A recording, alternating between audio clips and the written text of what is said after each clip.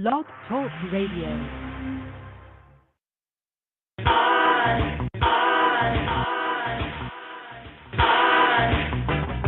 I'm gonna testify. O Lord, open thou my lips, my lips, my lips, my lips. Adonai shefatai tiftach, tiftach, tiftach, tiftach, tiftach, tiftach. And my mouth shall show forth thy praise, thy praise, thy praise, thy praise, thy praise, thy praise. Ufi yagid tehillatecha, tehillatecha, tehillatecha, tehillatecha.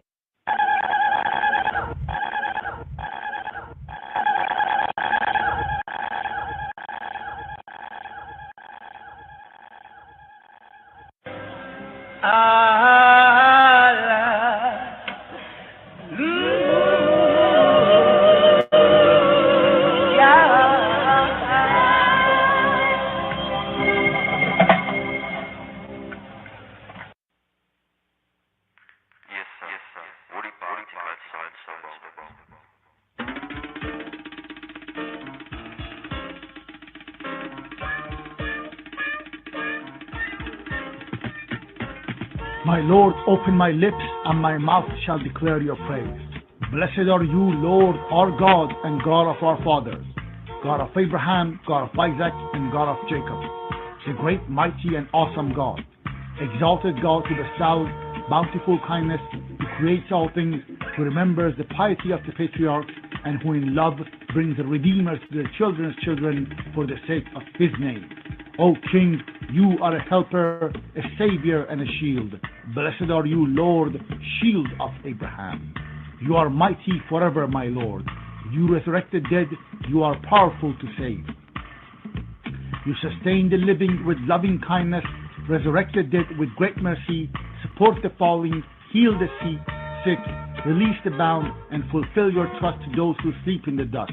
Who is like you, mighty one, and who can be compared to you, King, who brings death and restores life and causes deliverance to spring forth? You are trustworthy to revive the dead. Blessed are you, Lord, who revives the dead.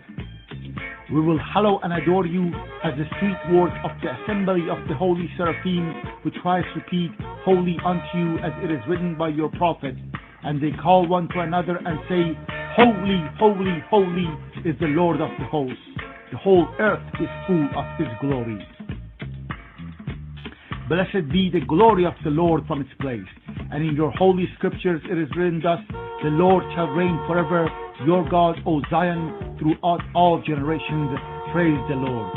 You are holy, and your name is holy, and holy beings praise you daily for all eternity. Blessed are you, Lord, the holy God. You graciously bestow knowledge upon man and teach mortals understanding. Graciously bestow upon us from you wisdom, understanding, and knowledge. Blessed are you, Lord, who graciously bestows knowledge. Cause us to return, our Father, to your Torah. Draw us near, our King, to your service, and bring us back to you in wholehearted repentance. Blessed are you, Lord, who desires penitence. Pardon us, our Father, for we have sinned. Forgive us, our King, for we have transgressed. For you are a good and forgiving God. Blessed are you, Lord, gracious one who pardons abundantly. Oh, behold our affliction and wage our battle. Redeem us speedily for the sake of your name. For you, God, are the mighty Redeemer. Blessed are you, Lord, Redeemer of Israel. Heal us, O Lord, and we will be healed. Help us, and we will be saved. For you are our praise. Grant complete cure and healing to all our wounds. For you, Almighty King, are a faithful and merciful healer. Blessed are you, Lord, who heals the sick of his people, Israel. Bless for us, Lord our God, this year, and all the varieties of his produce for good, and bestow blessing upon the face of the earth. Satisfy us from your bounty, and bless our year like other good years for blessing. For you are a generous God who bestows goodness and blesses the years. Blessed are you, Lord, who blesses the years. Sound the great shofar for our freedom. Raise a banner to gather our exiles, and bring us together from the four corners of the earth into our land. Blessed are you, Lord, who gathers the dispersed of his people, Israel. Restore our judges as in former times, and our counselors as of yore. Remove from us sorrow and sighing, and reign over us. You alone, O Lord, with kindness and compassion, with righteousness and justice. Blessed are you, Lord, King, who loveth righteousness and justice. Let there be no hope for reformers, and may all the heretics and all the wicked instantly perish. May all the enemies of your people be speedily extirpated, and may you swiftly uproot, break, crush, and subdue the reign of wickedness speedily in our days. Blessed are you, Lord, who crushes enemies and subdues the wicked. May your mercies be aroused, Lord our God, upon the righteous, upon the pious, upon the elders of your people, the house of Israel, upon the remnant of their sages, upon the righteous proselytes, and upon us. Grant ample reward to all who truly trust in your name and place our lot among them. May we never be disgraced, for we have put our trust in you. Blessed are you, Lord, the support and security of the righteous. Return in mercy to Jerusalem, your city, and dwell therein as you have promised. Speedily establish therein the throne of David, your servant, and rebuild it soon in our days as an everlasting edifice. Blessed are you, Lord, who rebuilds Jerusalem. Speedily cause the sign of David, your servant, to flourish, and increase his power by your salvation, for we hope for your salvation all day. Blessed are you, Lord, who causes the power of salvation to flourish. Hear our voice, Lord, our God, merciful Father. Have compassion upon us, and accept our prayers in mercy and favor. For you are God who hears prayers and supplications. Do not turn us away empty-handed from you, our King, for you hear the prayer of everyone. Blessed are you, Lord, who hears prayer. Look with favor, Lord our God, on your people Israel, and take heed to their prayer. Restore the service to your sanctuary, and accept with love and favor Israel's fire offerings and prayer. And may the service of your people Israel always find favor. May our eyes behold your return to Zion in mercy. Blessed are you, Lord, who restores his divine presence to Zion. We thankfully acknowledge that you are the Lord, our God, and God of our fathers forever. You are the strength of our life, the shield of our salvation in every generation. We will give thanks to you and recount your praise evening, morning, and noon. For our lives which are committed into your hand, for our souls which are entrusted to you, for your miracles which are with us daily, and for your continual wonders and beneficences. You are the beneficent one, for your mercies never cease, the merciful one, for your kindness never ends, for we always place our hope in you.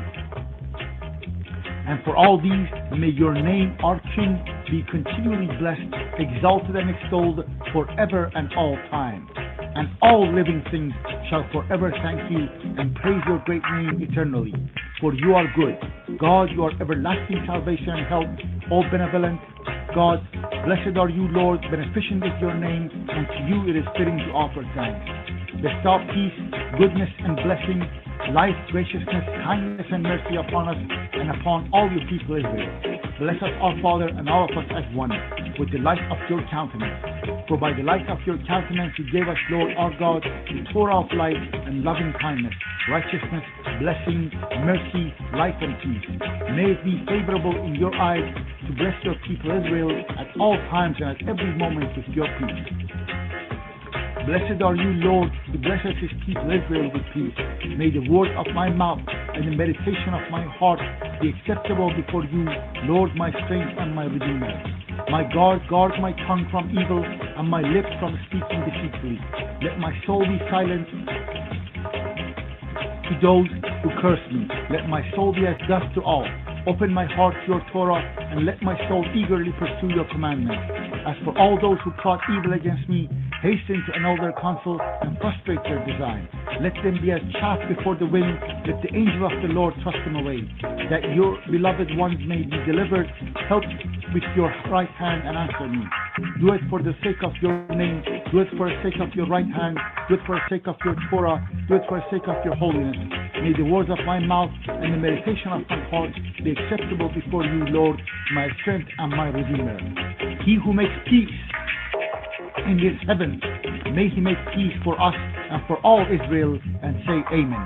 May it be your will, Lord our God and God of our fathers, that the best Hamkidash be speedily rebuilt in our days, and grant us portion in your Torah. Amen.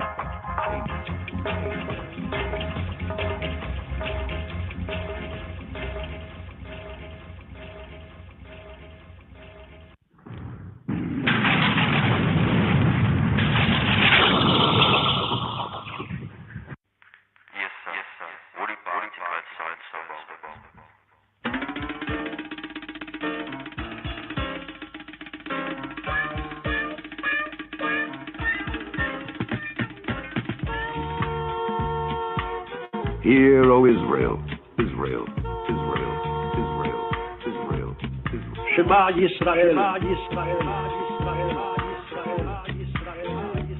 The Lord our God, God, God, God, Adonai Eloheinu, Eloheinu, Eloheinu, Eloheinu, Eloheinu. is one Lord, Lord, Lord, Lord, Lord. Adonai Echad, Adonai Echad, Adonai Echad, Adonai Echad, Adonai Echad, Adonai Echad, Adonai Echad, Adonai Echad, Adonai Echad. And thou shalt love the Lord thy God with all thine heart, and with all thy soul, and with all thy might. And these words which I command thee this day shall be in thine heart. And thou shalt teach them diligently unto thy children, and shalt talk of them when thou sittest in thine house, and when thou walkest by the way, and when thou liest down, and when thou risest up. And thou shalt bind them for a sign upon thine hand, and they shall be as frontlets between thine eyes. And thou shalt write them upon the posts of thy house, and on thy gates, my gates, my gates, my gates, my gates, my gates, my gates, my gates, my gates. And it shall come to pass, if ye shall hearken diligently unto my commandments which I command you this day, to love the Lord your God, and to serve him with all your heart and with all your soul, that I will give you the rain of your land in his due season, the first rain and the latter rain, that thou mayest gather in thy corn, and thy wine, and thine oil. And I will send grass in thy fields for thy cattle, that thou mayest eat and be full. Take heed to yourselves, that your heart be not deceived, and ye turn aside and serve other gods and worship them. And then the Lord's wrath be kindled against you, and he shut up the heaven, that there be no rain, and that the land yield not her fruit. And lest ye perish quickly from off the good land which the Lord giveth you. Therefore shall ye lay up these my words in your heart and in your soul, and bind them for a sign upon your hand, that they may be as frontlets between your eyes. And ye shall teach them your children, speaking of them when thou sittest in thine house, and when thou walkest by the way, when thou liest down, and when thou risest up. And thou shalt write them upon the doorposts of thine house, and upon thy gates, that your days may be multiplied, and the days of your children, in the land which the Lord sware unto your fathers to give them, as the days of heaven upon the earth, upon the earth, upon the earth, upon the earth, upon the earth, upon the earth.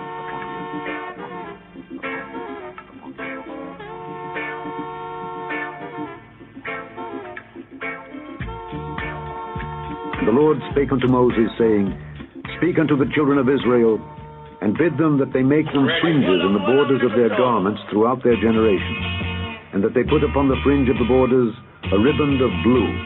And it shall be unto you for a fringe, that ye may look upon it, and remember all the commandments of the Lord, and do them. And that ye seek not after your own heart and your own eyes, after which ye used to go a-whoring, that ye may remember and do all my commandments, and be holy unto your God. I am the Lord your God, which brought you out of the land of Egypt to be your God. I am the Lord your God, your God.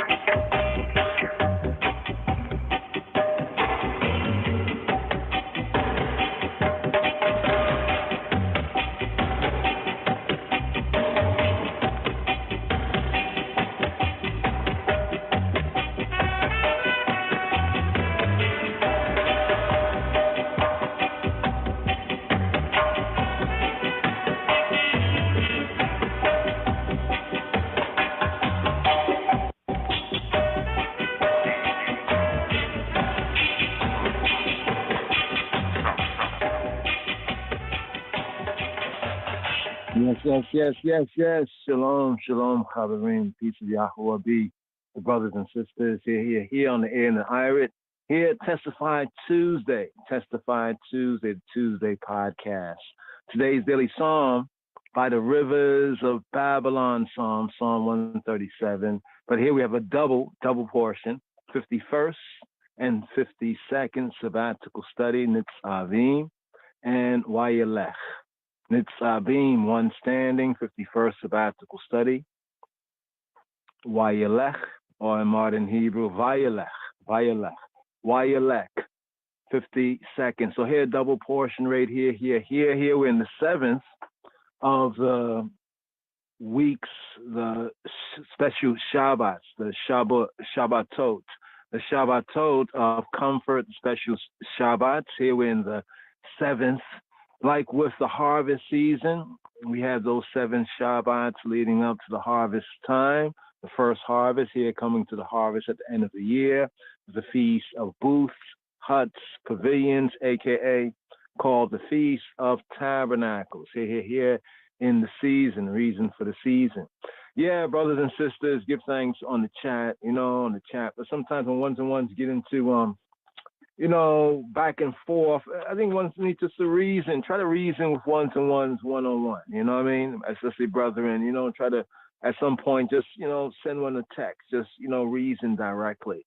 Because if it's not really a part of what we're presenting here for the sabbatical study, Shabbat Strong, commenting, either agreeing or even disagreeing, but disagreeing with the content that's being provided. I'm not going to give any instruction to the mods right now, but just look out. If anything, have a direct link with I&I, I&I co-laborers, like if there's a situation that comes up. But just to the chat, feel free, to agree or even disagree or present a question or whatnot. But when it gets into personal kind of dialogue, put that like elsewhere, right here for the sabbatical study. Here we're at the 3rd day, here for the T to T, a.k.a. Testify Tuesday, the 3rd day of the Shavua, and we got work to do, right? Otherwise, we'll have to say, we don't even have to go there. Maybe first, just a word to the wise should be sufficient. Yeah.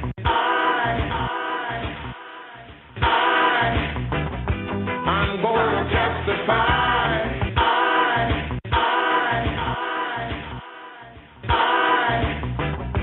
I'm going to testify what Jah has done for I.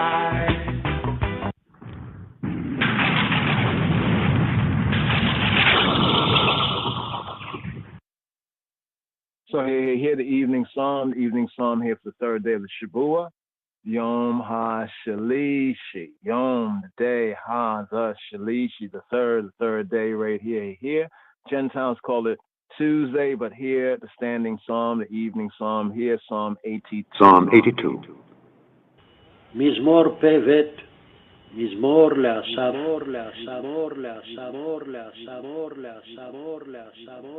God standeth in the congregation of the mighty. Elohim Nitzav Ba'adat El. Pause right there. Nitzav.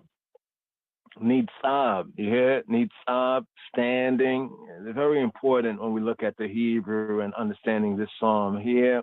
That verse 6 causes some, I don't want to say controversy, but some have wrong opinions, personal opinions that have nothing to do with the true interpretation. I've said, ye are gods, all of you are children or sons of Elion, of the Most High, of the highest.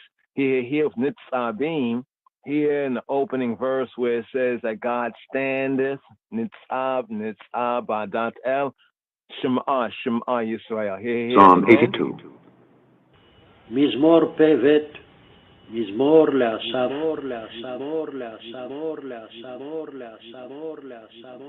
God standeth in the congregation of the mighty. Elohim Nitzav Ba'adat El. He judgeth among the gods.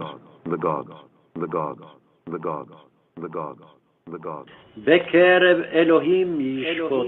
אלוהים, אלוהים, אלוהים, אלוהים, אלוהים. How long will ye judge unjustly and accept the persons of the wicked? Selah. Defend the poor and fatherless. Do justice to the afflicted and needy. Deliver the poor and needy. Rid them out of the hand of the wicked. They know not, neither will they understand. They walk on in darkness. All the foundations of the earth are out of course.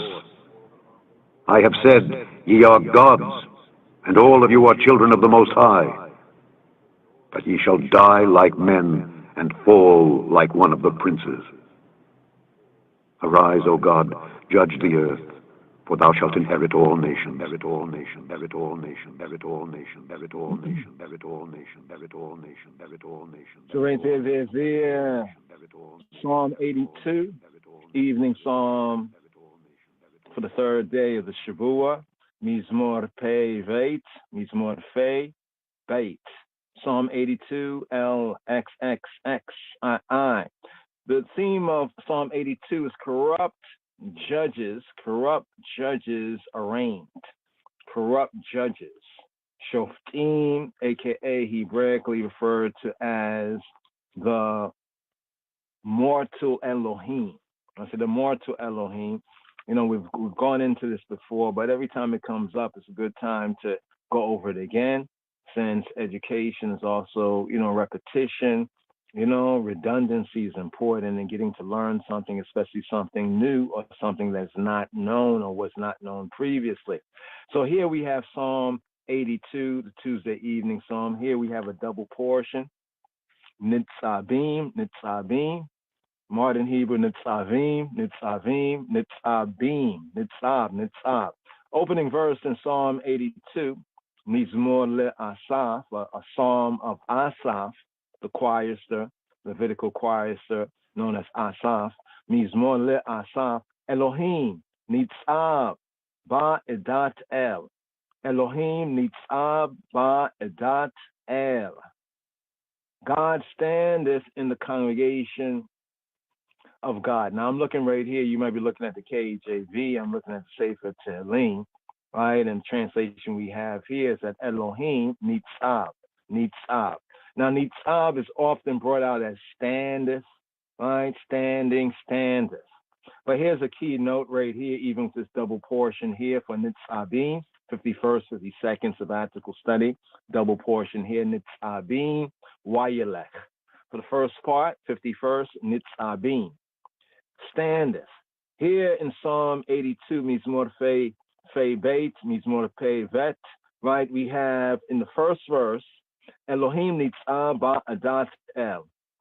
Big Areb Elohim Yishpot. In the midst of the judges, he judgeth. Now, I know we don't have it on the screen just yet.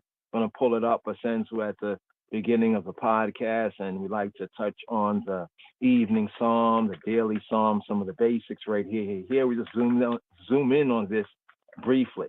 So when it says Elohim, Elohim is the title of Yahuwah, Eloheinu, creator and judge. In two primary ways, the Elohim title is not the name, it's an attributional title. Of course, in the translation of God, or in some context, gods. Elohim Nitzab Ba'edat El. Standeth. The verb is not the usual one, denoting the opposite of sitting. So now in Hebrew, we have the Amad, as prior to what we are bringing forward here, we just had the Amida from Amad. Amad means to stand. That's the usual word for standing. But now we have Nitzab, the root verb, Nitzab. So here, the verb is not the usual one, denoting the opposite of sitting. Sitting, yashab, sitting, right? So here we have Nitzab, right? Here pointed Elohim Nitzab, stand Elohim, the heavenly judge, the Shofet, Ha-Shofet, Elohim Nitzab, Ba'edat. In the Adat, the Ada congregation or witness from Aid. Aid is witness. Adat as a congregation, right? By Adat El. El Almighty. So the verb. Let's zoom in on the verb because this is connected with Nitzavim. Nitzavim, best translated as one's standing. What's the connection between Psalm 82, verse 1, and the 51st sabbatical study for this Shabbat Strong, Nitzavim? Well, it's connected with standeth. Let's touch on the word standeth here. So as we mentioned that the verb is not the usual one, denoting the opposite of sitting. Because the usual verb for stand in Hebrew is amad, amad. As we have the amida, amida, the standing prayer, amida, amad, stand, right? It conveys here, natzab, as different than amad. It conveys the idea of taking up a position, as I remember the tune, hold your position, Aya. Hold your position, taking a position for what? For a solemn, a set apart, a solemn purpose. As in Deuteronomy chapter 29 and 9, and here, the sabbatical study Shabbat Strong for Nitzavim. Where do we begin? Right, we begin from Deuteronomy Devarim, Deuteronomy chapter 29, verse 9. So the idea is of taking up a position for a solemn purpose. That was here in Deuteronomy 29 of Yisrael, the Bnei Yisrael, the Beta Israel, ratifying Habrit, ratifying the covenant. So the connection, even in the evening Psalm 82, Mizmor Fei Beit, with the 51st sabbatical study is very, very interesting. Nitzavim, but Nitzavim, one standing. I think it's translated in the KJV as ye standeth, but in the Hebrew, I think it's atem Nitzavim, right? Atem, like you all. Ata, you, singular male. Atem, you all males, like all your males. Atem, one man. Ata, atem. Nitzavim, y'all are the ones standing, So Psalm 82 has a lot to do with this Torah reading and feeding, at least the first part of the double portion here in the season for Nitzavim. And with that, we'd like to kind of ride up with, we had the third day, so we have at least 3 aliyot here to catch up with right here. Here at the third day, we have a double portion. So let's touch on the double portion. The connection here is with the Natzab, as we have it in the first verse of Psalm 82, Mizmor Fei Beit, Elohim Nitzab, Ba'edat El. Elohim standeth in the congregation of El, of the Almighty, of the All-Powerful One. Right? In the midst of the judges, B'Kareb Elohim, or in the midst of the gods, I think that's the KJV translation. In the midst of the gods, B'Kareb Elohim Yishpot. He judgeth, not they judgeth, but Yishpot. He judgeth. Once again, the connection of the Shoftim, the judges, with the title of Elohim. We have in Shemot, or Exodus, called Exodus chapter 21, verse 6, Exodus chapter 22, verses 7 and verse 8, as well as verse 27, for the connection of the Shoftim, the judges, with the title Elohim. 1 Samuel chapter 2, verse 25, the word Elohim, here as we have in Psalm 82, verse 1, the word, it occurs in a judicial connection. And on the principle from Deuteronomy chapter 1, verse 17, that the judgment is Elohim. Therefore, the men who administer justice, tzedek, he says tzedek, right, like Melchizedek, tzedek terdof, justice, thou shalt pursue, thou shalt follow. So the men who administer justice are considered to be his agents. And therefore they, the shoftim, the shotarim, the judges, the officers of Yisrael, they exercise and they are to exercise a Elohim-like function, because Elohim applies to Yahweh Eloheinu, right? He who be, our Elohim, right? In the senses of in the beginning, Bereshit of creator, and also in the Hebrew context of judge, right? So therefore, the men who administer justice are considered to be his agents, and they therefore exercise a Elohim function, a judgment function, and as such have his name attached to them, have his name or attributional title, Elohim, Hebraically speaking and according to the scripture, attached to them. Thus, the proper interpretation of Psalm 82, which is seen corrupt judges arraigned, and in particular Psalm 82, right, verse 6, right, where it says, I've said ye are gods, even this part quoted by Robenu, Yeshua HaNotri, Ani amarti Elohim atem, I've said y'all are Elohim. Ani amarti, Ani, I myself amarti, I said, amarti, Elohim, atem, you all, atem, y'all. See, Elohim atem, u b'nei Elyon, and the b'nei, u b'nei Elyon, u b'nei, and the sons of Elyon, of the highest, the most high, kul lekem, kul, all kem, all of y'all. So the Hebrew, the true context of, the evening psalm, Psalm 82, and here we'll segue once again, as we have here in the notes, the key word here, Nitzav, from Natzav, standeth, right, standeth. Once again, it's not the usual verb, right, denoting the opposite of sitting. The usual word for standeth that denotes the opposite of yashab or sitting is amad. So we have Natzav in Nitzav here, Elohim Nitzava Edat El, and it conveying the idea of taking up a position for a solemn purpose, as we have in this 51st sabbatical study for this Shabbat strong, Shabbat Parashat Nitzavim, as we have in Deuteronomy Devarim, Deuteronomy chapter 29 and 9.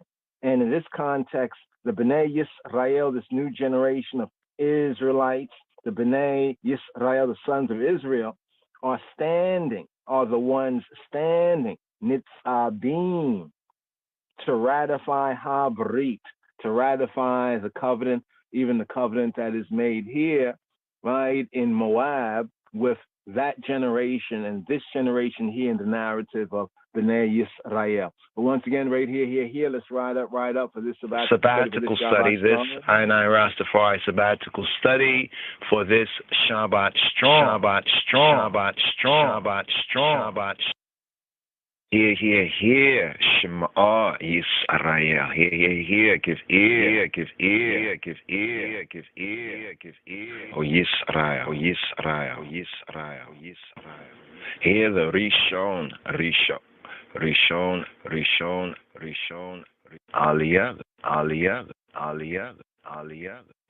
First Aliyah for this Shabbat. Nitzavim. Sabbath, ye stand. Ye are standing. You all are standing. Hear. For the Hebrew first words here, and the first Aliyah, the first up offering, the first reading for this Shabbat.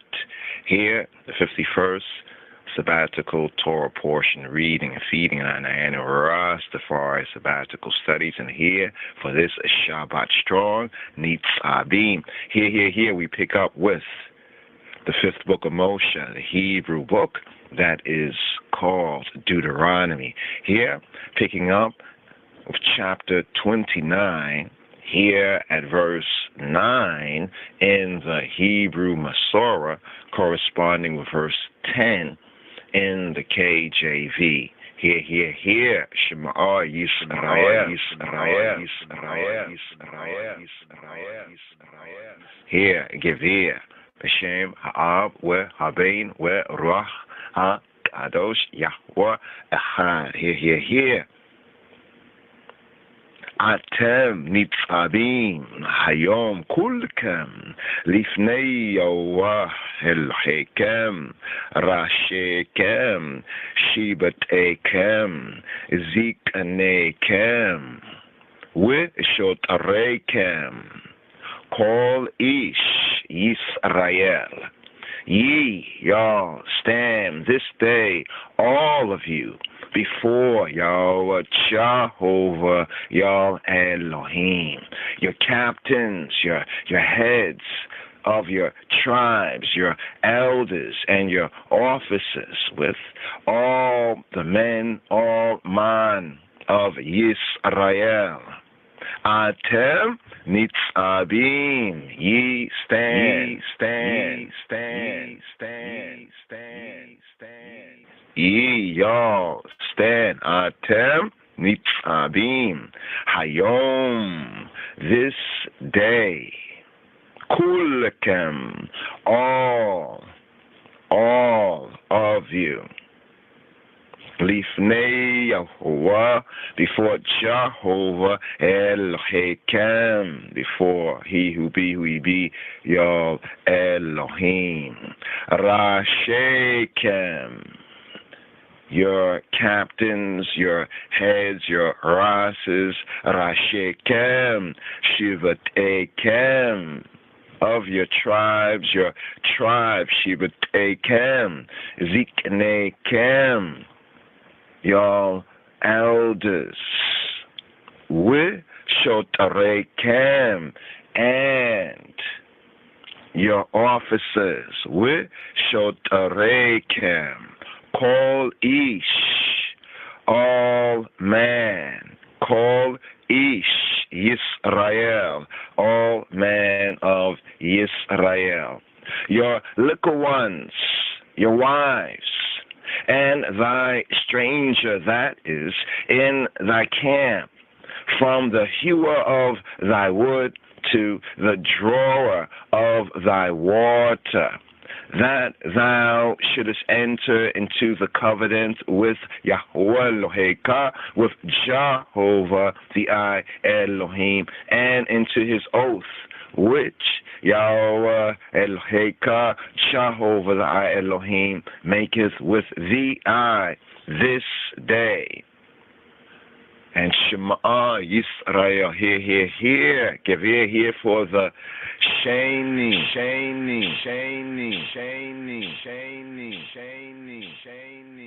the Shani, the second Aliyah, the second reading, the second offering up here for this Shabbat Nitzavim, Sabbath, ye stand, Sabbath, y'all stand.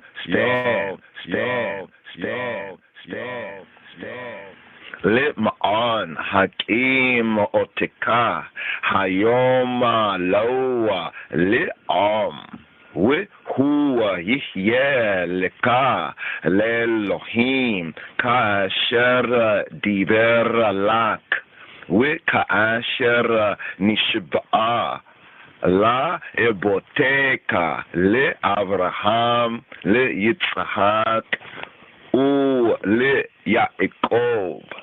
Here for the Sheni, for the second offering, the second reading here for this Shabbat Nitzavim. Here picking up with the fifth book of Moshe, the Hebrew book known and called as Deuteronomy chapter 29, here at verse 12 in the Hebrew, corresponding to verse 13 in the KJV and the English Bibles, that he may establish the I today for a people to himself, and that he may be to the eye a Elohim, true good, true God, as he hath sworn to the eye, and as he hath said to the eye, and as he hath sworn to thy fathers, thy patriarchs, to Abraham, to Yitzhak, and to Yaakov, le ma'an hakim oteka, hayom aloa le that he may establish thee I today for a people to himself. Wehua yihyeleka lelohim ka asher diber lak, and that he may be to thee a Elohim, true good, true God. Ka'asher nishba'a la avoteka le Abraham le Yitzhak le Yaakov, as he hath said to the eye, and as he hath sworn to thy fathers, thy patriarchs, to Abraham, to Yitzhak, and to Yaakov. Neither with you only do I make this covenant and this oath, but with him that standeth here with us, with I and I, this day, before Lifnei Yahuwah Eloheinu, before Jehovah, I and I Elohim, and also with him that is not here with I and I, with us this day,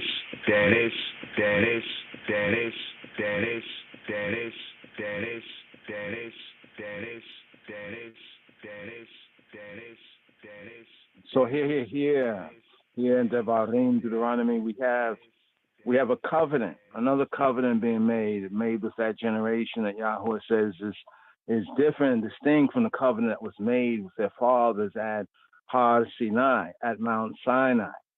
So here we have a renewing of the covenant with a new generation. So when we see about covenant, singular sense, overall covenant, all part of one, we could say big covenant, but we have different iterations of the covenant. We have the covenant at Har Sinai, and then we have the covenant right here, right, at Moab, right? And that was in the previous, Torah reading and feeding. We had the previous Torah reading and feeding. So here it goes right here. Here it goes for ones and ones that might say, no, it's all the same thing. No, you don't know what you're talking about. Maybe I don't. You show me, prove. Here we have Deuteronomy chapter 29, verse 1, where it says, these are the words, Devarim, of the covenant HaBarit, the Barit, right, that Yahweh commanded Moshe to make with the Bnei Yisrael, with the sons of Yisrael, in the land of Moab. You see the word? Beside the covenant. Beside the covenant, right, that he made with them in Horeb. So here, these are the words of the covenant that Yahweh commanded Moses to make with the sons of Israel in the land of Moab.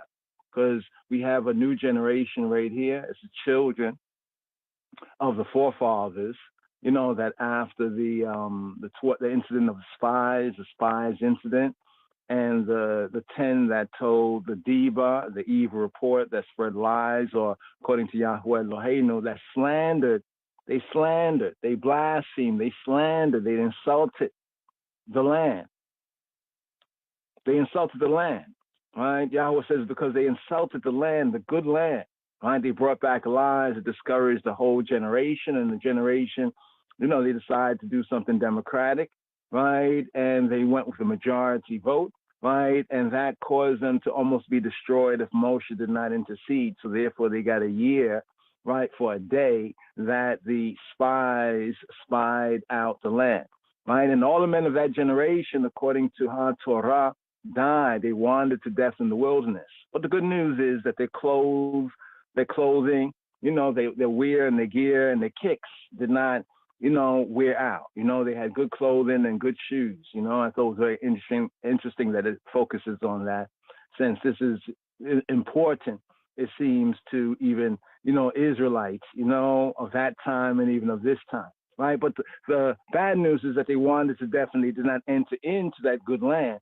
Right. Because they had, despised it. Right. And this was like the 10th time, those 10 times they had tried and tested and, proved Yahweh Eloheinu. But here we have another covenant being made, and this covenant is being made with the children of that previous generation. Psalm 90 was the theme, the tefillah of Moshe, the Ish ha-Elohim, right? The man of the Elohim. There's a tefillah of Moshe, right, in Psalm 90, Mizmor Tzadai, where it says, teach us to number our days, right? But it also speaks about, the 70 years. You remember the 70 years, and by virtue of strength, it'd be 80 years. That was not saying that there's a time, like a duration, like a stamp, for 70 or just 80 years. But with that particular generation, right, in Psalm 90, that's where they get it from, in Psalm 90, right, about the 70 and 80 years. It was speaking about that particular generation, because the Psalm 90 means more Adai. Psalm 90 is a tefillah, a prayer of Moshe. So putting even that psalm in the whole 70, 80 years, because, many people believe this is how long are we to live? Well, God says 70 or 80 years. No. That's false. Right? It's a misinterpretation. Right? God didn't even say I only have 70 or 80 years. No, Moshe is testifying in his prayer, right, to what he witnessed, just as he's testifying here in Devarim or Deuteronomy, right, to what he witnessed and what happened with their fathers, and giving them warnings, directions, instructions. Before he dies, he's giving them these warnings, direction, instruction, right? As the elder says, go to the elders, your fathers and the elders, and ask them.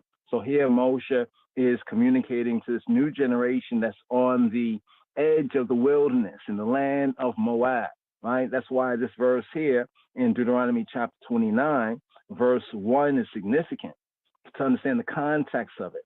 These are the words of the covenant, right? The Divrei Habrit that Yahweh commanded Moshe to make with the Bnei Yisrael, with the sons.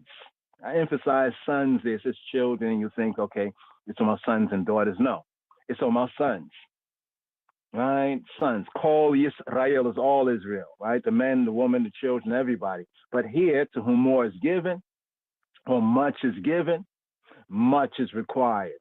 With the Bnei Yisrael in the land of Moab, right? Beside, in addition to the covenant. So there was another covenant that preceded this, like even before the covenant that was made with the Bnei Yisrael, there was the covenant, right, made with the patriarch, right, or the patriarchs, the Trinity, the three patriarchs, as he identifies himself as Elohim of the Trinity, or the God of the Trinity, the power of the Trinity, with Elohei Abraham, Elohei Yitzhak, Elohei Yaakov, the Elohim of Abraham, Isaac, and Jacob. So he made that covenant with Abraham. And even when the children of Israel are being communicated, right, by Yahweh through Moshe, right, he's explaining it's not for your sake, but for your ancestors' sake, right, your forefathers' sake.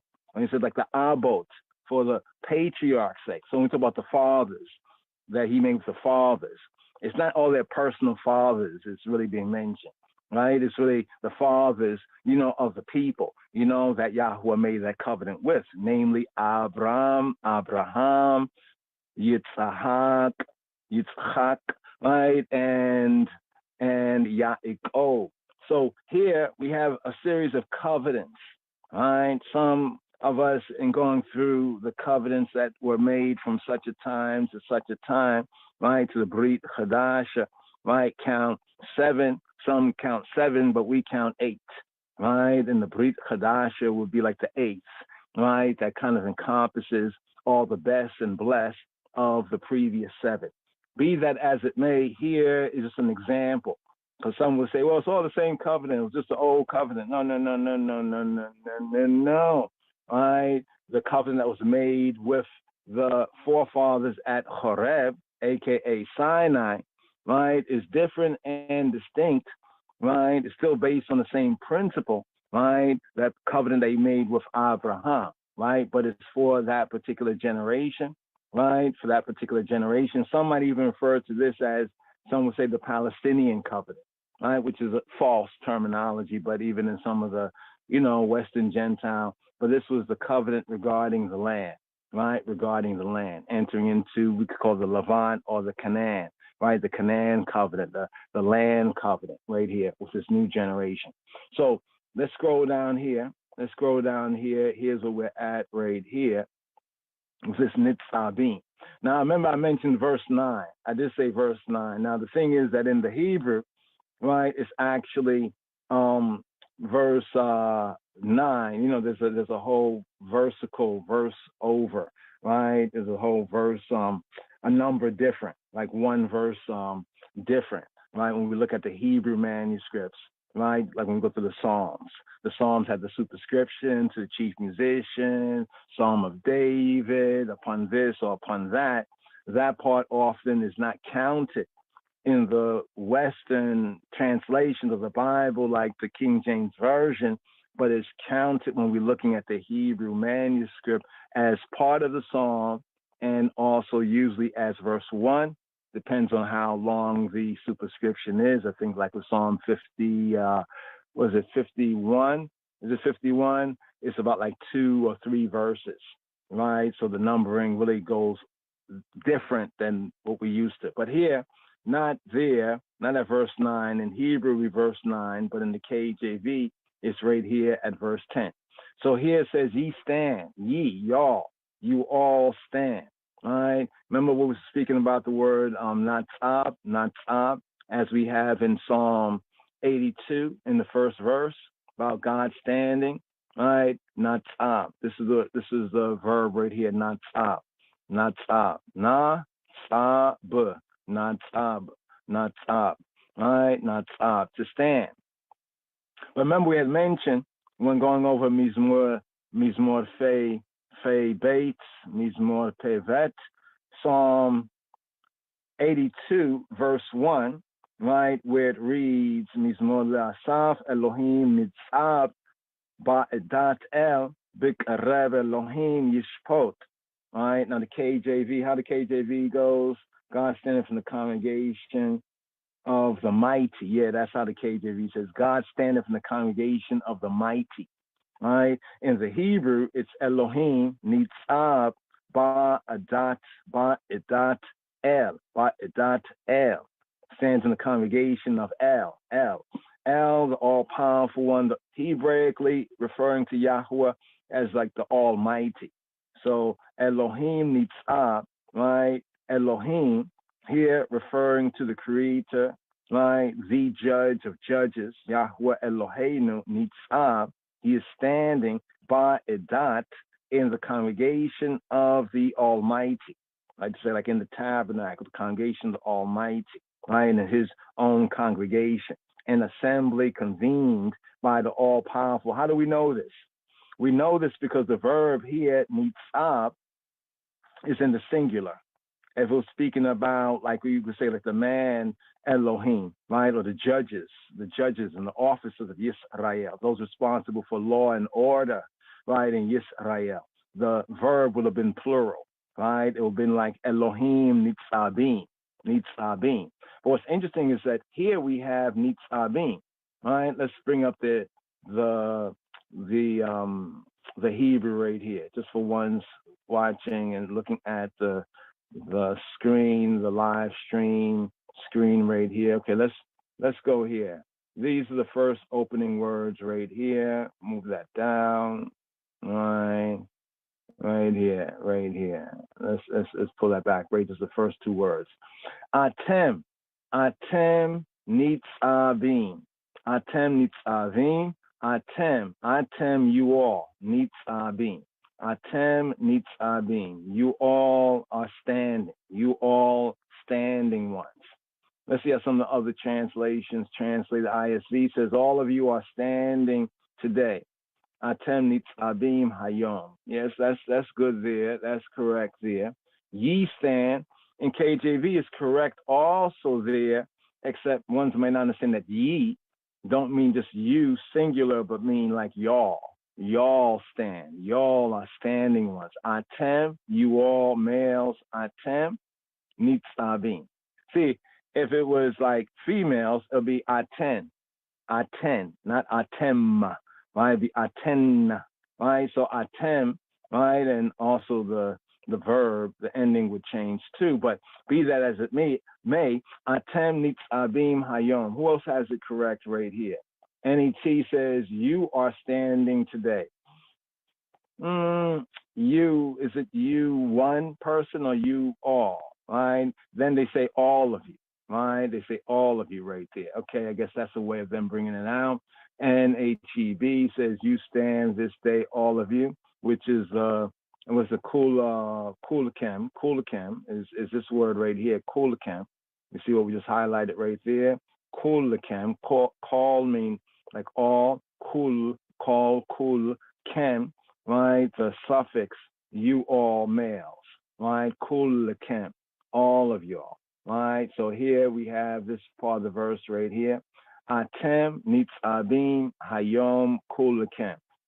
You all, right, males, nitzavim, standing ones, hayom, the day to imply today, kulakam, all of you. Let's go over here. Let's see if we got this down here.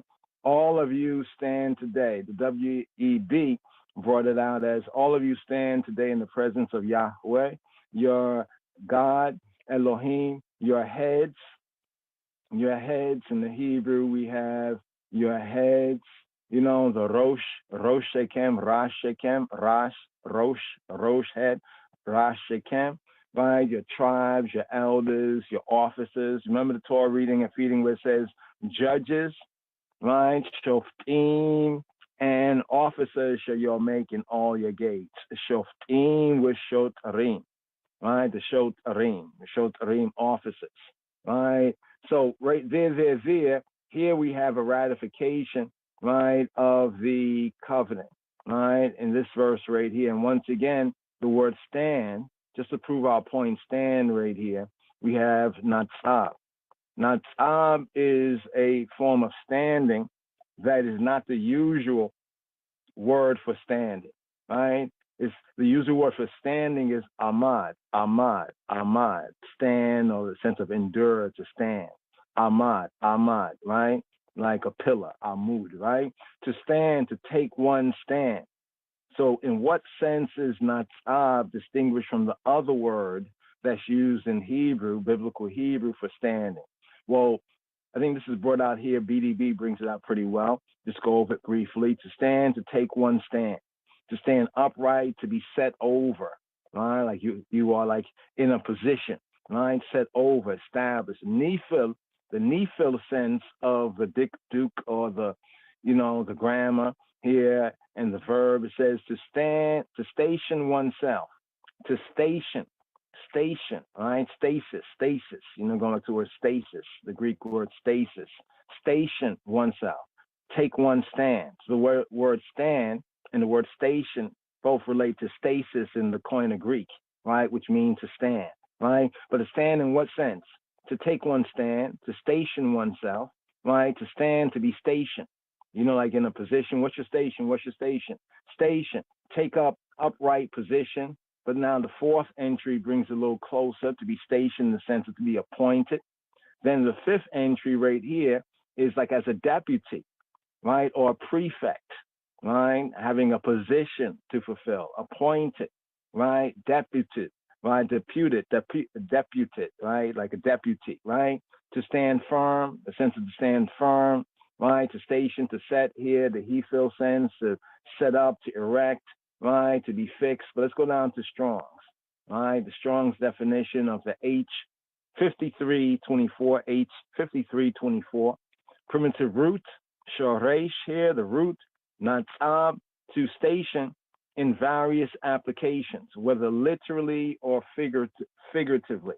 But what we have here is the idea of taking up a position for a solemn purpose, right? In Deuteronomy here, chapter 29, Hebraically verse 9, and the KJV verse 10, right? Of Yisrael, right? Of the Bnei Yisrael, the sons of Israel, to ratify the covenant, right? The ratification of the covenant, right, should be brought out basically by the first verse in the chapter. We showed you the first verse in the chapter, right? This covenant that he's making with them, that Moshe would make with them, besides a covenant that was made in Horeb.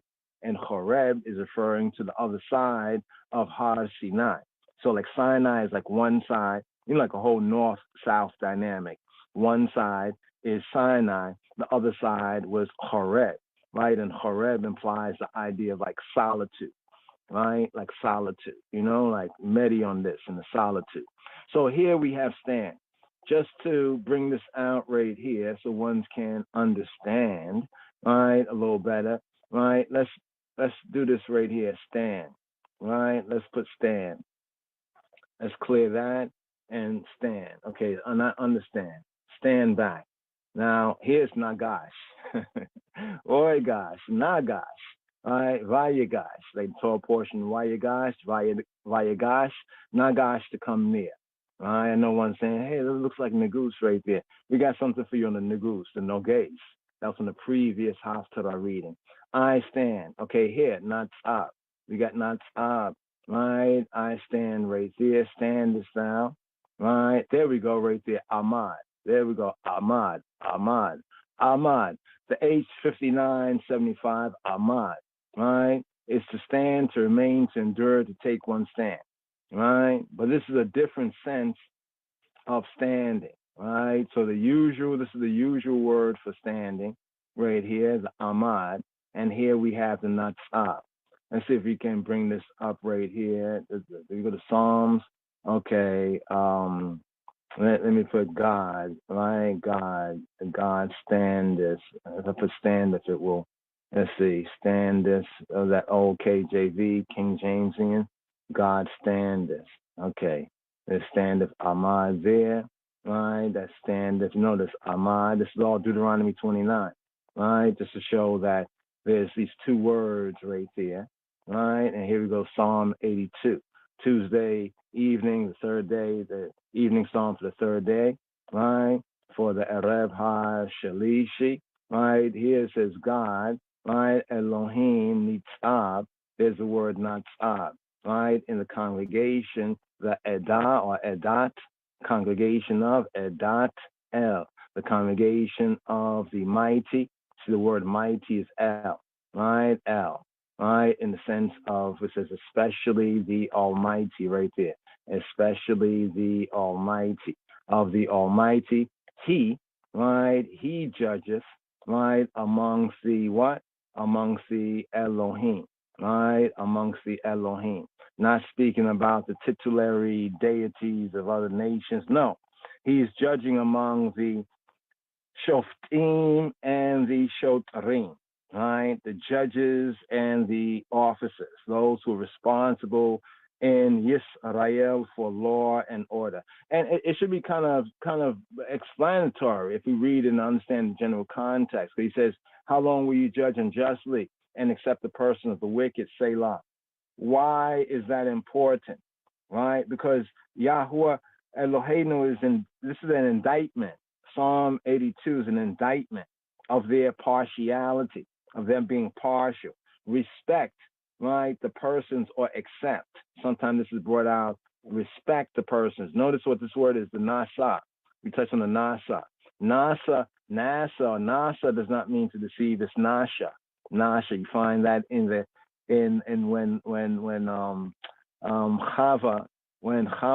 when Eve says that she was beguiled, right? Nasha. Right, nasha. Right, and the reason why people got that confused, most ones, because they couldn't understand the pointing, right, and they don't understand biblical Hebrew. but they, ran with something, but they ran kind of incorrectly right there. So here, to accept the persons is like to respect the persons, to accept the persons, right? The Hebrew sense of this is, how long will you judge unjustly, right? Unjustly, and accept the persons, respect the persons, have a recognition of faces. The Hebrew sense of this is like have a recognition of regard to faces. Oh yeah, I know him. It's like it's like I come in court, right? And you suing me, I come to the court, right? And then you suing me, right? But then when the judge comes and say, hey, what's up, judge? How you doing, homie? And he's like, yo, what's up? This is probably gonna work not in your favor because he recognized me, he accept my, that's a partiality, right? So what happened is that these they contravene the basic rule. What is the basic rule here? How we know this is speaking of Israel and Israelites and not of other nations or so-called gods or angels or Nephilim or any of the garbage that ones have been led to believe. Because of what the indictment is. What is the indictment? The indictment is found in verses 2-4. The indictment against these Elohim, quote, right, or judges, Shoftim and Shotrim, that they did what? They judged unjustly, and they had a respect of faces of the wicked, right? In Leviticus chapter 19, verse 15, it says, thou shalt not respect or accept, right, the person of the poor, nor favor, show partiality to the person or the face of the mighty, but in righteousness shalt thou judge thy neighbor. Well, was that a rule for these other pseudo gods or whatever you want to call it, fallen angels or tutelary deities or some other kind of spooky stuff that you saw in sci-fi and something like that? That's nice. I like sci-fi too. Right, but I also like truth. So sci-fi is sci-fi. You take it in that context. But this here is Yahweh's word, so we have to put it in this context, right? So they contravene, speaking to Yisrael, what was given to Yisrael, even in Leviticus chapter 19, verse 15. So the scales of justice, right, must be held evenly. Look around now among the Gentiles. They have the lady Justicia, Lady Justice, Justicia. Right, Justicia, and she's blindfolded, right, and she's holding the scale all lopsided, right. But the scales of justice must be held evenly, without bias in favor of the poor, from a feeling that the verdict against the richer party to the suit would not inconvenience him, and certainly without partiality to the man of influence, the influential man, right, from a fear, false evidence appearing real, of the consequences to the judge, ha-shofet, right, or the judges, the shoftim, right, or as a result of bribery, right, when it says defend, right, defend the poor, defend. What's the word defend, right, in Hebrew? Shafat, right, shiftu, speaking to all of them, shiftu dal, yatom, shiftu dal, right, judge, right, judge the poor, judge on in favor, because Shafat, people got this idea of judge. You can't judge me, nobody judge me, only God can judge me. And then you go to court and then you get a judgment by other people and then trying to appeal. I thought God was the one that can judge you. Anyway, to judge in the Hebrew sense, Shafat, that is to pronounce sentence. To pronounce a sentence, like a verdict, a sentence, like a ruling, a sentence. Whether it's, you see what it says, for or against. For against. See, some people might be afraid of judgment because they always are condemning everybody. If I'm running around condemning everybody and somebody said they're going to judge me, I'm like, oh, no, you're not. You can't judge me, because I'm figuring I'm getting condemned, because that's what I did. I condemned. You see the words of Rabbeinu Yeshua, when he says about judging, right? Pronounce sentence, but in the proper context is to pronounce sentence for or against. That is to weigh it. That's why you have to have the scales even, right? Not like Lady Justice, Justicia, or Justicia, the Latin Lady Justice, it's all lopsided, she blindfolded. No, you have to see, pronounce sentence for or against, right? By implication, to vindicate, right, or to punish. By extension, this is to govern. And in passive sense, like I'm a I'm a judge of Yisrael, but now I'm defending somebody. So I got to go to court before other judges. So now it's in the passive sense, I'm basically litigating, or I'm going to condemn somebody who did something because we got the evidence, and therefore to present the evidence, this is like to litigate, right? To litigate. So here is when it says defend, right? It's saying defend in that sense, both to the judges, right, to judge properly, and to those who are either prosecuting the case, right, to do that properly, righteously, or those who are defending one who is accused to do that righteously, to defend or judge the poor and the fatherless, do justice to the afflicted and needy. You see what it says right there, judge, right, defend, as a verb, right, as a verb judge, and not the person judge, right, the poor and fatherless, the dal wiyatom, and to do justice. You see the word justice? Tzedek. Right here it has a tzadak, right? This is the verb right here, tzadak, right? And to do justice to the who? The afflicted and needy, right? The afflicted and needy, right? Here we go right here. The afflicted and needy. Let's see, okay. Here goes. Ani warash. Ani, the Oni, Warash, Hatzadiku, right, to do justice to them, right? And then verse 4 right here, deliver, palat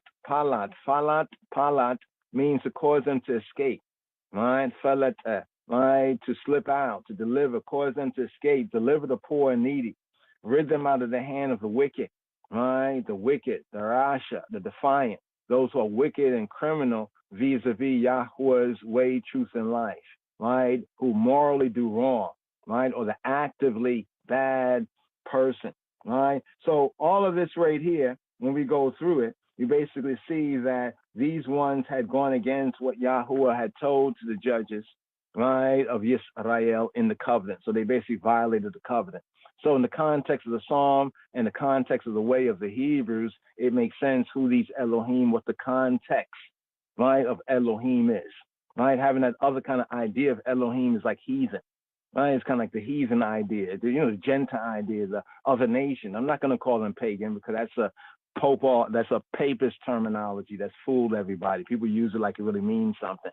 All it means is people of the countryside, people who are civilians, right? If you know, the real word is heathen, right? So the other interpretation when it comes to verse 6, where it says, I have said, y'all are gods, all of you are children of the Most High, they forget that this is in the context of Yisrael, specifically speaking of Yisrael, right? Even the language is somewhat very similar right here, where it says, Ani amarti, Elohim atem, right? And here, this Torah reading and feeding right here, Nitzavim, a double portion, but here the first part, right? Here, let's go over here just to bring it back right here, because we just played the first aliyah, right? It's a double portion, so the aliyot are lined up for reading in a double portion.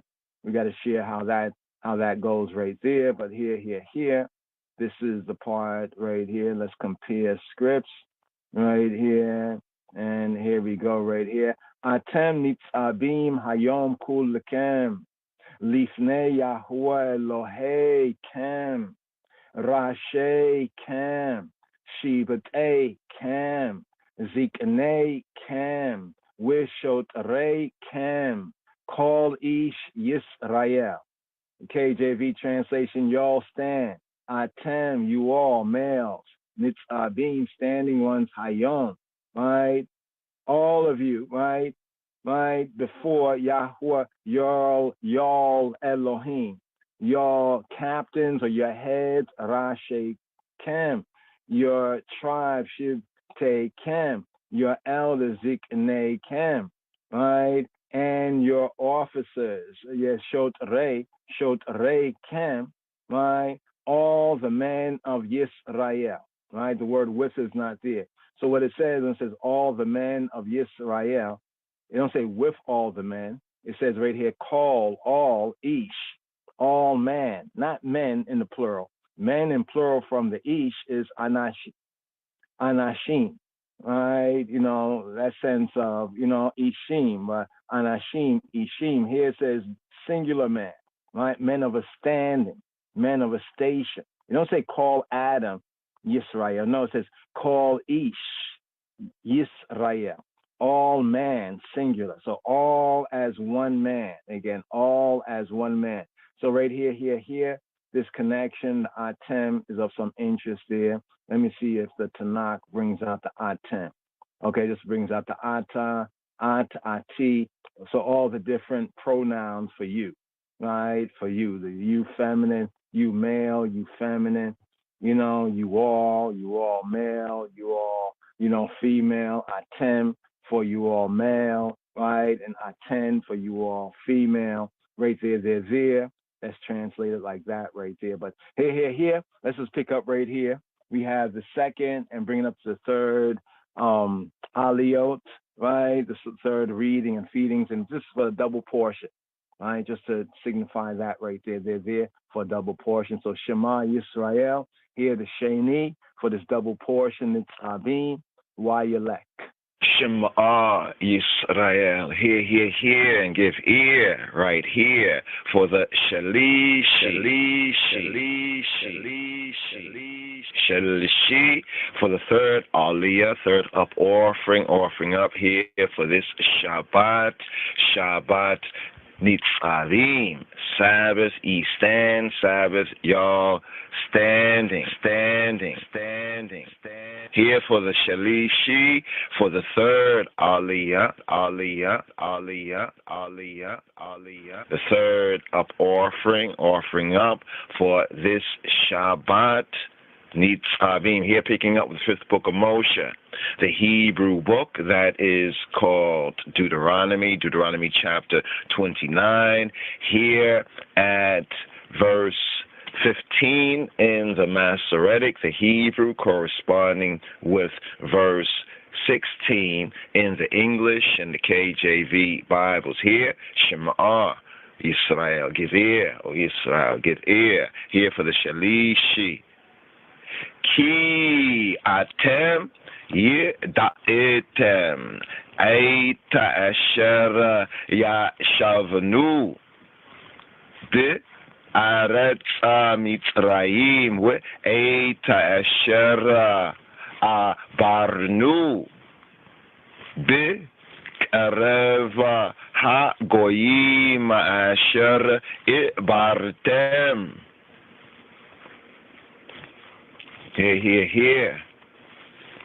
For y'all know how I and I have dwelt in the land of Egypt, in the land of Kemet. Ki atem yida'etem eita asher yashavnu bi eretz mitzrayim. And how I and I came through the nations which y'all pass by. Ve'eita asher abarenu bi'kareba hagoyim asher ibartem. And y'all have seen their abominations and their idols, wood and stone, silver and gold, which were among them, lest there should be among you man or woman or family or tribe whose heart turneth away this day from Yahuwah Eloheinu, Jehovah Ainai Elohim, to go and serve the Elohim of these goyim, these nations, nationalities, lest there should be among you a root that beareth gall and wormwood, and it come to pass that he heareth the words of this curse, that he bless himself in his heart, saying, Lamor, I shall have shalom, peace, though I trod in the imagination of mine heart to add drunkenness to thirst. Yahweh Jehovah will not spare him, But then the anger of Yahweh, of Jehovah, and his zealousy, his jealousy shall smoke against that man, and all the curses that are written in this cipher, this book, shall lay upon him, and Yahweh Jehovah shall blot out Shemo, his name, from under Shemayim, under heaven. And Yahweh Jehovah shall separate him to evil out of all the tribes of Yisrael, according to all the curses of the covenant that are written in this book, in this cipher of HaTorah, of the law, the directions, instructions, so that the generation to come of your children that shall rise up after you, and the stranger that shall come from a far land, shall say, when they see the plagues of that land and the sicknesses which Yahweh Jehovah hath laid upon it, upon her,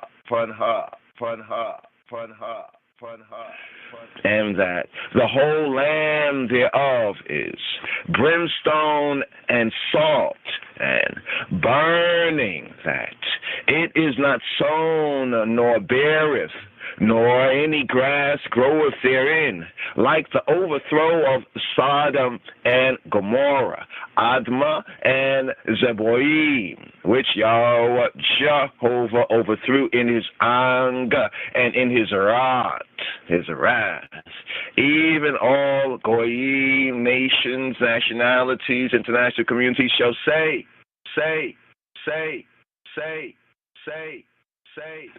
wherefore hath Jehovah done thus, like this, to this man?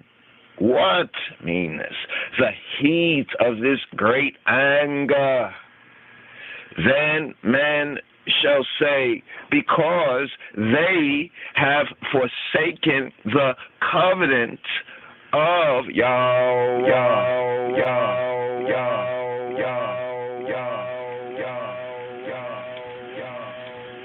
the Elohim of their fathers, their patriarchs, which he made with them when he brought them forth out of the land of Mitzrayim, out of the land of Kemet, out of the land of Egypt. For they went and served Elohim Acharim, other Elohim, and worshipped them. Elohim, gods whom they knew not, they were ignorant of, whom they knew not, and whom he had not given to them. And the anger of Yahweh of Jehovah was kindled against this land, to bring upon it all the curses that are written in this book, in this cipher. And Yahweh Jehovah rooted them out of their land in anger and in wrath and in great indignation, and cast them into another and other land, as it is this day.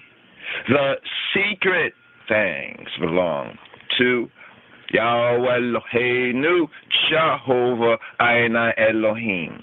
But those things which are revealed belong to us, to I and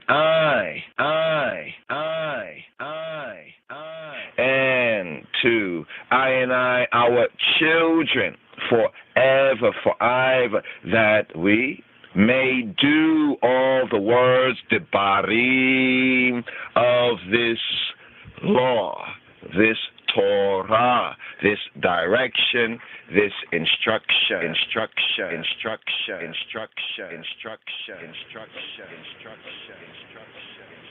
Hear, Shema Yisrael, hear, give ear, hear, for the Revi'i,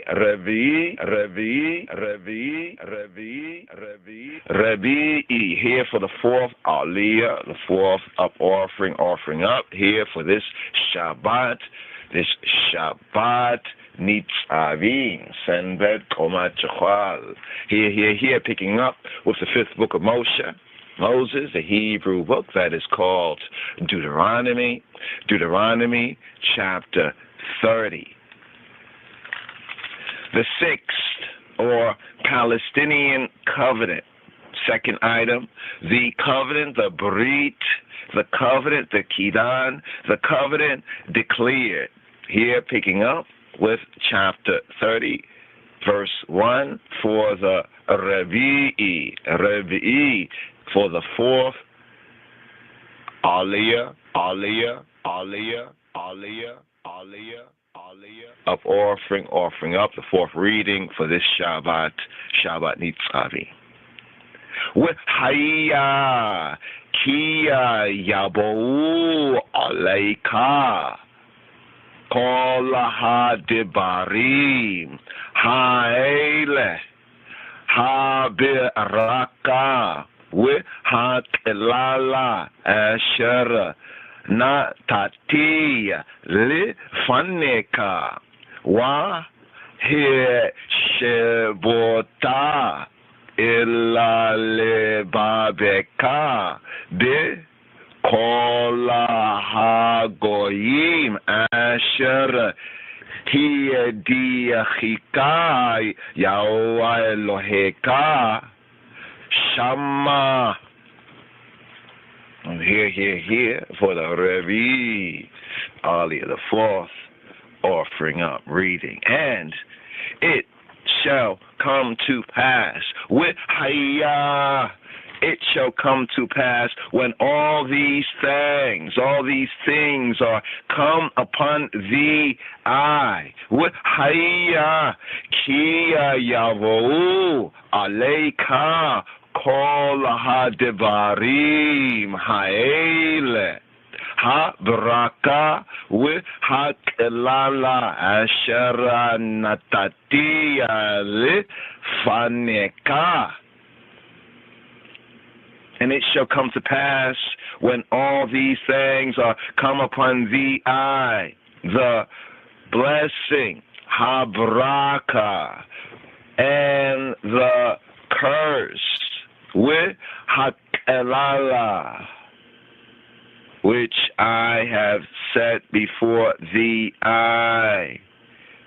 and thou shalt call them to mind among all the nations, among all the nationalities.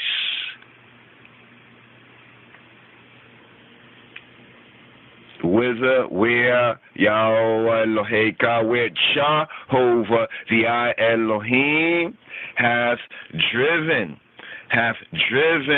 the I. With Hayya Kiya Yahweh Aleka Kol HaDevarim Ha'ele HaBraka with HaKelala Asher Natati Lifaneka Wa Hishevota Illa Levaveka with Kol HaGoyim Asher Hidiachika Yahweh Eloheka Shama. And shall return La Yahweh Eloheka to Jehovah the I Elohim, and shall obey his voice, his voca, according to all that I command thee this day, thou, the I, and thy children, with all thine heart, and with all thy soul, that then Yahweh Eloheka will turn thy captivity and have compassion upon thee, and will return and gather thee from all the nations, all the goyim, the nationality and section of the community, with the way Yahweh Eloheka, Jehovah the I Elohim, have scattered thee, if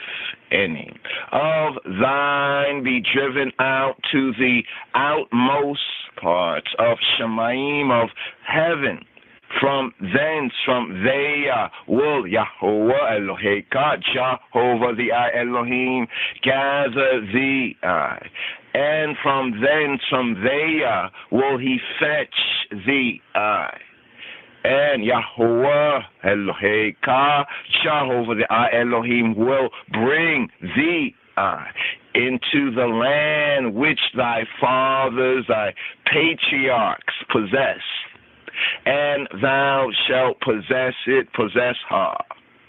And he will do thee good, and multiply thee above thy fathers, thy patriarchs.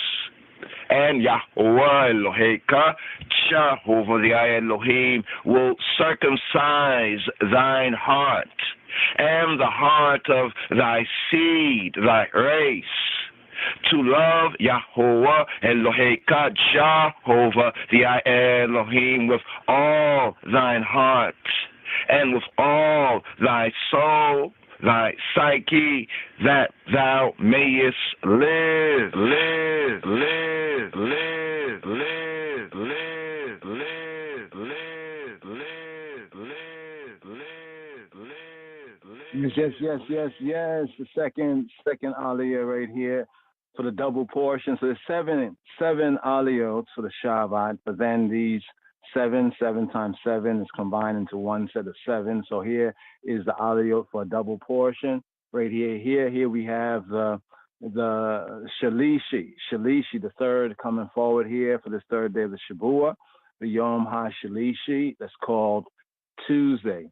Give thanks, Ras Baruchu. Yes, I got to hear you on the board right there, and give thanks to all the mods and all the, friends, family, brothers, sisters, and even others that come and tune in. But let's keep it in the chat, on the Torah reading and feeding, other matters. Hit I and I up at lojs.org, contact if there's another reason, if one want to bring forth, even the difference of opinion. But right here, we're in the study, we're in class. So in the Torah reading and feeding right here, in this double portion right here, we got Psalm 137 coming forward right here. And this is for most ones-and-ones. I mean, of course, ones-and-ones can say certain things in the chat and everything. We don't want to put no censorship, but sometimes it's ridiculous stuff. You know what I mean? Like somebody having a running conversation with himself. We don't really want that right here, but keep it on the Torah reading and feeding and on the content. The content that's before I and I. So right here, let's sabbatical study. This I and I Rastafari sabbatical study for this Shabbat strong. Shabbat strong. Shabbat strong. Shabbat strong. Shabbat strong. Shabbat strong. Shabbat strong. Here, Shema Yisrael. Here, give ear right here for the Chamishi, the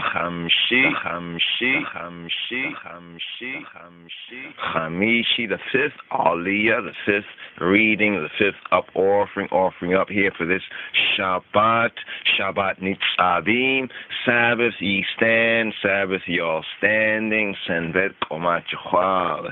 Here, picking up the fifth book of Moshe, the Hebrew book that is called Deuteronomy chapter 30, here at verse 7 for the Chamishi Aliyah, for the fifth up offering up the fifth reading, right here, give ear right here.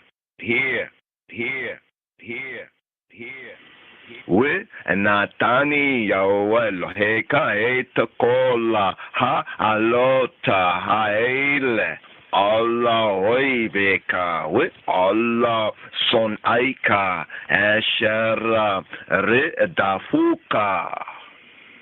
And Yahweh Eloheka, Jehovah the Elohim, will put all these curses upon thine enemies.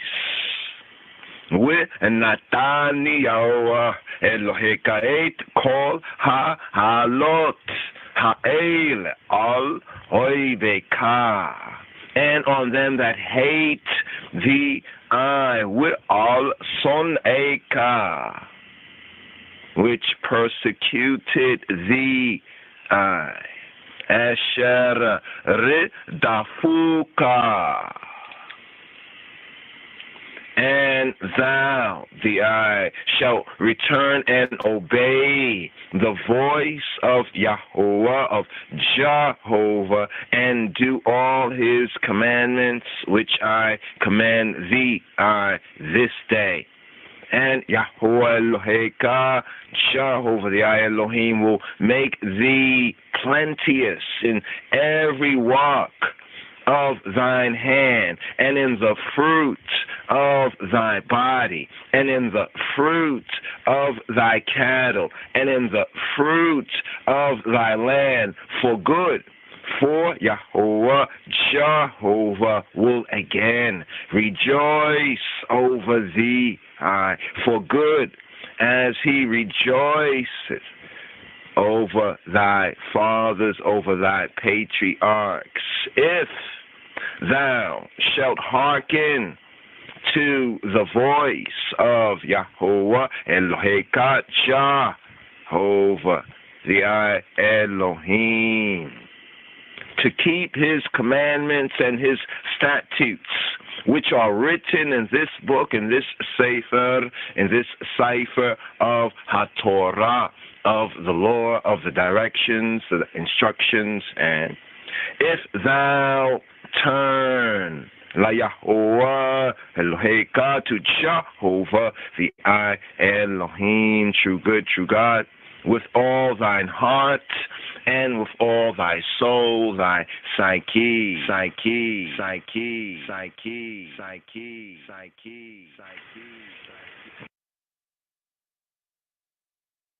Blessed is he who in the name of charity and goodwill shepherds the weak through the valley of darkness, for he is truly his brother's keeper and the finder of lost children.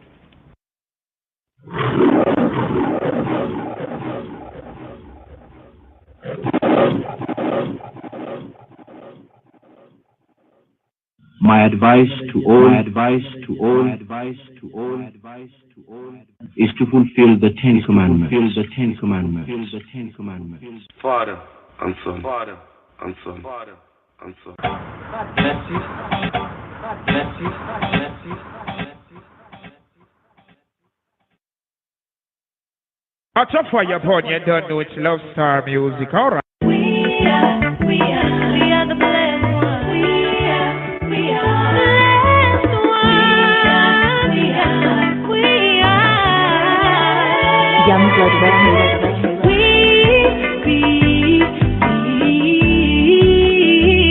are the blessed ones. That's our protection. Yeah, we know that watch over we. So we're not afraid, so no, we're not go worry.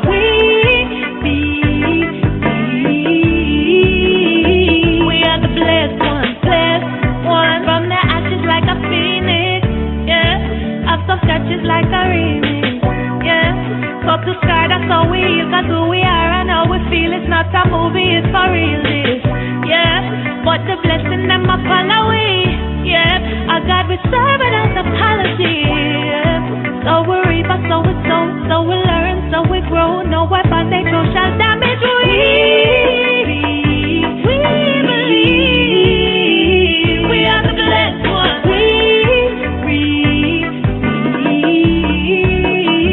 That's our protection. Yeah, we know that watch over we. So we're not afraid, so no, we're not go worry. We believe.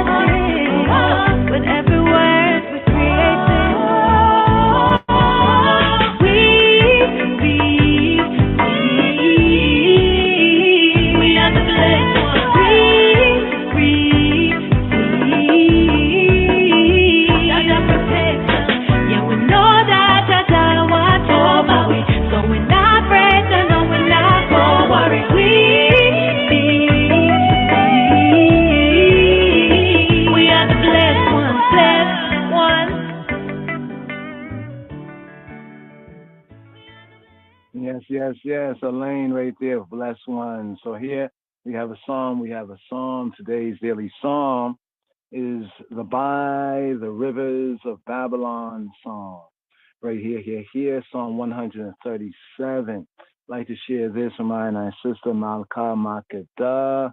Let's see if we can bring it up right here, where she touches on this tune right here, in her relic. Let's get it right here. Yeah. Yes. Yeah. So here, okay, is it I am Shem or is it Yah-Yireh? Let's bring it forward. We're gonna bring it forward, go to verse by verse here, but check this out.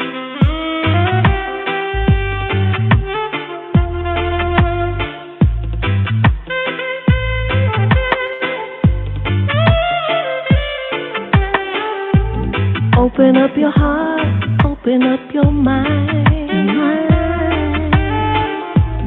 Open up your heart, you'll be sure to find. Yah-Yireh, he'll show enough make a way. Yah-Yireh, he'll provide a better day. Yah-Yireh,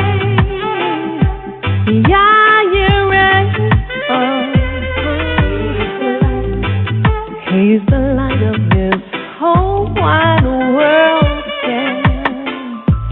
Trouble not yourself over what is small. Oh, he's the great Father. He's Father to us all. He hears your every cry. Yes, he does. And he knows your every desire, yeah.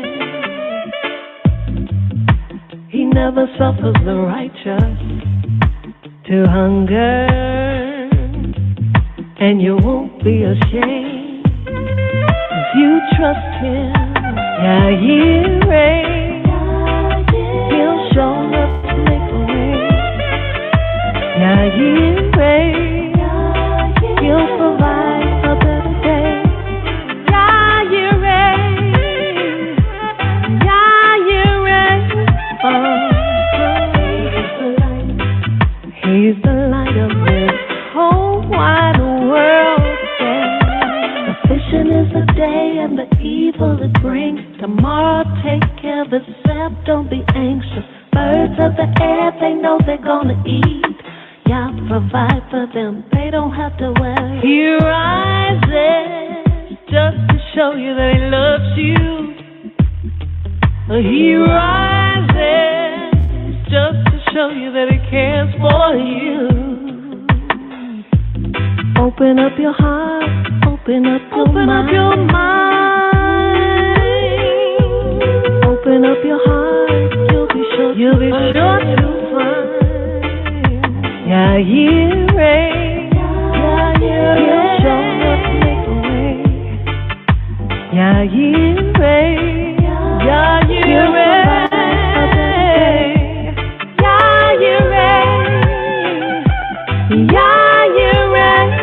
oh, he's the light of this whole wide world, yeah. He never suffers the righteous to hunger. Lead me beside still waters, even in the presence of my enemies. Blessings, so many blessings. Even in the shadow of death, I will not fear.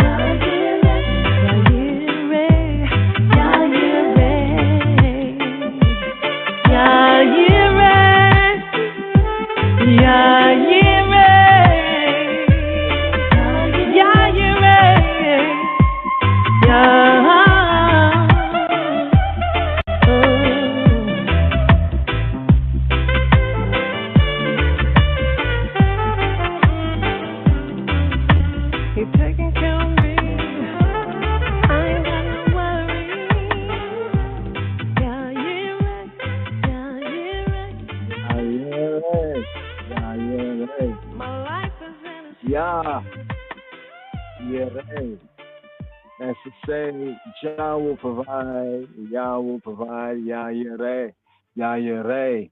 Jehovah Jireh, you know the Jehovah Jireh, but they're Queen Marketer with Yah Yireh. Yeah, Yah Yireh. Love that tune right there. They're there. But here by the rivers of Babylon, I think it's in the I Am Shem. The I Am Shem. Let me see if I could bring this up on the screen right here. I want to zoom in on that. Yeah, Hebrew tutoring. Check it out. Check it out on the screen. Queen Makeda. Morah, Shalano. You know, some great, excellent classes right there. Also musically, you know, but in the basics of the Hebrew, from the basics to the intermediate to advanced of the Ivrit, the Yehudit. Recommend right here, I and I, Sister Queen Makeda. Yes, yes, yes. So here, we have today's daily psalm right here. And let's see if we can bring this up right here. Yeah, that's some of the information that's on the screen right there. When someone can, you know, pause to take a screenshot, you know, get in contact, you know, see what the classes are available, you know, the classes for the basics of the Hebrew. And what do we recommend? You know, ones, you know, it's really easy. It's really a good teacher, and also some of the class, you know, the fellow classmates and students as well. You know, excellent work right there. Good fruit of the work right there. So here we have by the rivers of Babylon. Okay, here we go right here. We're bringing on right here. By the rivers of Babylon. That's the K and D notes right there. But let's bring it back to the King James Version. Right, I think it's these verses right here. These two verses, verse 5 and 6 in Hebrew, really come out in this tune by our sister Queen Makeda. Let's see if we can bring this up. Here we go. I'm going to ride up more. This is I Am Shem. I Am Shem on a disciplined rhythm.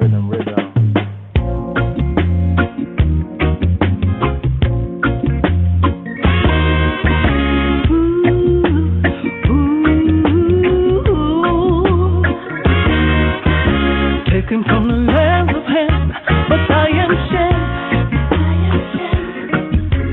Stolen from the halls of Africa, I am Israel. Taken from the lands of Ham, but I am Shem. Stolen from the halls of Africa, I am Israel. Abraham had a nice vision of future posterity, but stubborn disobedience and suffered the curse of captivity. 400 years twice over was the prophecy. Kidnapped from Africa, sold as a slave, but my home is in the east. Taken from the lands of Ham, but I am Shem. Stolen from the halls of Africa, I am Israel. Taken from the lands of Ham, but I am Shem. Stolen from the halls of Africa, I am Israel.